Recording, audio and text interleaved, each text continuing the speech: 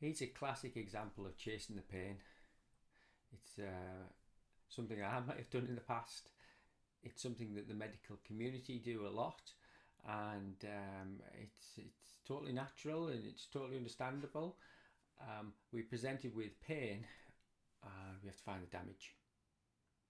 It's like default bang, pain, damage, pain, problem, physical problem. Let's go find it. But it can lead you on a real wild goose chase if you don't look at the bigger picture. And here's a lovely example from recently with a patient who has ankle pain that's been there 12 years. And the injury was the tiniest twist of the ankle, not even something at the time that the patient rolled over in pain with, didn't even significantly swell up, or they weren't limping straight afterwards. Just thought, oh, I've tweaked my ankle there. Just rocked it a little bit, a little tiny. He described it as a tiny divot. Tiny divot. I just felt my ankle rock. 12 years ago, 11, 12 years ago. And then about 6 or 8 weeks, this irritation from that next morning, a few days later, just didn't go away. So he felt he had to, so he couldn't take it anymore from this small injury, couldn't take it anymore, and had to go off work. And then he got investigated, a GP, musculoskeletal system. You wait for that, you have some physio fails, and kind of look at the jumping pattern through the 12 years. So he'd eventually had physiotherapy. He went on to have further investigations. He was planned a ligament reconstruction, because I think when they investigated him, they found he had some laxity or absence of the lateral ligament, but it can be found in lots of people who have known pain, by the way. So he was planned surgery.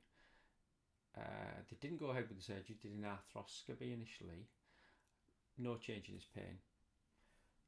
2 years later, he has the reconstruction. No change in his pain. A few years later, ankle replacement. No change in his pain. 3 or 4 years later, ankle fusion. No change in his pain. Pain clinic. Morphine patches, codeine, paracetamol, the whole lot, the whole ship and jamangle. Had everything possible, all chasing the pain. Now, if the problem was the cause of the first thing, fixing that would have sorted it. Oh, well, it hasn't, so let's do the next thing. Well, if the problem was the cause of the second thing, then fixing that would have done it. And jump through these different loops because you're just chasing the pain. I asked him, tell me anything else going on in your life around the time that you felt the pain. He said, well, nothing really. I said, outside of the physical element, anything else that you might consider stressful? He said, well, I was maybe coming towards the end of a difficult marriage. He said, that can't have anything to do with it. And I didn't laugh. But the realisation in me is like, oh my gosh. Now, I just shone that back to him and explained the reasons why, once pain fires with the stress response, it wires to it. Once you've got that connection, anytime you revisit any sort of stress, the quickest pain to fire is the one that was experienced at the moment of stress. And he looked puzzled, but curious. That's the gap. That's the gap. He could have dismissed what I said wholeheartedly and said, what a load of rubbish. And lots feel like that. And to be fair, it's probably where I thought like that originally.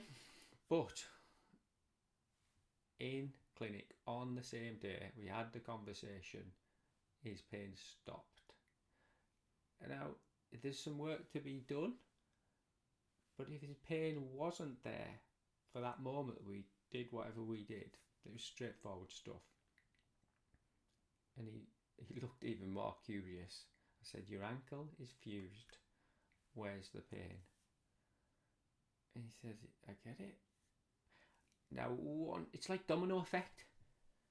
We can't change anything. We can't change any of the surgeries, any of the operations, the effects of them. But does he need the pain to be on constantly? Which it was. Does it need to be on? Well, there's no reason for it to be on all the time. He has to understand what happened to him, why that connection was made. That wasn't his fault. It was a perfect storm that happens to lots of us, but he doesn't need to have that now. And once you show someone a window of opportunity, and that window might be just reduced pain, because it's still got the same structural thing, but you change it with perception, bingo, you're in. And then there's the work to be done still. Sometimes the change is amazing, it's over, but it isn't always that fantastic. But I think it's fantastic when you see a gap, when you change someone's perception, that tiny moment of thinking, you know, I don't have to have the pain that I thought I had to have for the rest of my life. And everybody has that opportunity. Sometimes you can't find it on your own. You need someone who understands what's happened to you from outside looking in, and then to understand the mechanisms psychologically to work out what to do, or even physically how to condition that part of your body. And that's just a little bit of guidance. Sometimes it doesn't need depth of intellect, it just needs maybe somebody who intuitively knows you or can understand you and can help you recover. Don't chase the pain. Get it investigated, but don't chase it. It took me a long time to work out not to, and I had some fun chasing pain, but now do my best to understand it rather than chasing it. So if you feel pain, don't chase yours. If your patients have pain, don't chase theirs. Just understand it.